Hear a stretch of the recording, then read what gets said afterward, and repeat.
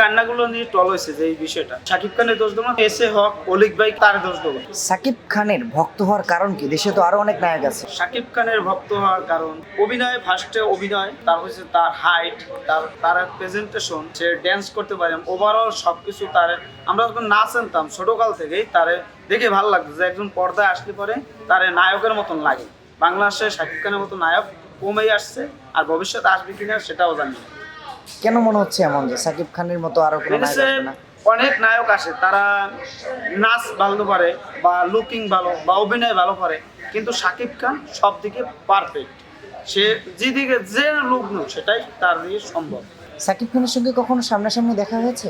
আমার সাথে শাকিব খানের সাথে দেখা হয়েছে, মানে ওই এয়ারপোর্টে বসে দেখা হয়েছে, বা তুফান ছবির সময় দেখা হয়েছে, খেলার সময় মাঠে আসছিল ওই সময় দেখা হয়েছে ওইরকমভাবে দেখা হয় নাই, মানে যে শাকিব খানের প্রোগ্রাম গেলাম, নিরিবিলি গেলাম, কিন্তু ঘুরাঘুরি করে দেখা হয়েছে।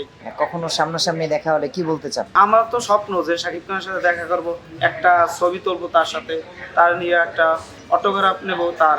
এইটা আমার স্মৃতির পাতায় থাকবে, যেটা আমি চাই এটা যদি হয়, কিন্তু এটা তো আমি বলি না, প্রকাশ করি না, কিন্তু অন্তত খাইয়ে যাইতেছে যে কখন শাকিব বসের সাথে আমি দেখা করবো। এটার জন্য তো ভাষায় প্রকাশ করার মতন অবস্থা নাই। এই যে কান্নাগুলো নিয়ে টল হয়েছে যে এই বিষয়টা আমি এসে হক অলিক ভাইকেই দেবো। একজন পরিচালক কিভাবে মানুষের কাছে প্রেজেন্টেশন করবে তার দায়িত্ব। সে ভালো হইলো সে দায়িত্ব নেবে, খারাপ হইলে তো দায়িত্ব নেবে, কিন্তু সে কিভাবে থেকে এরকম একটা শর্ট নিল যে কান্না সিনটা, এটা নিয়ে নেগেটিভ কিছু আসতে পারে, এটা কেন? তারে দোষ দেবো, শাকিব খানের দোষ দেবো না, তারে দোষ দেবো। শাকিব খানের দোষ আছে যে এরকম সিনটা করবো কেন, তার সেই পরিচালকটা আগে দেবো। সে ওইটা দেখবে না, হিরো এইটা ভালো লাগছে না, এটা তো বলতে হতো।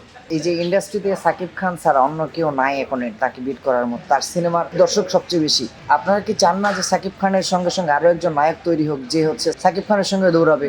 আমরা চাই না বলতে এরকম না, ধরো চাই আমরা, কিন্তু শাকিব খানের সম্মানটা যেন দেয়।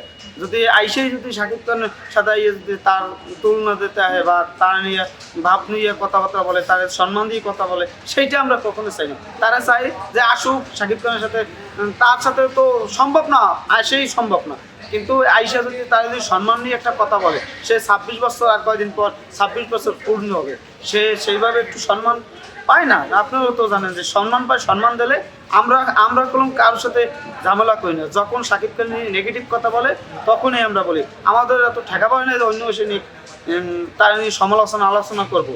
আমরা শাকিব খান নিয়েই তো সময় পাই না, ভাত খাওয়ার সময় পাই না।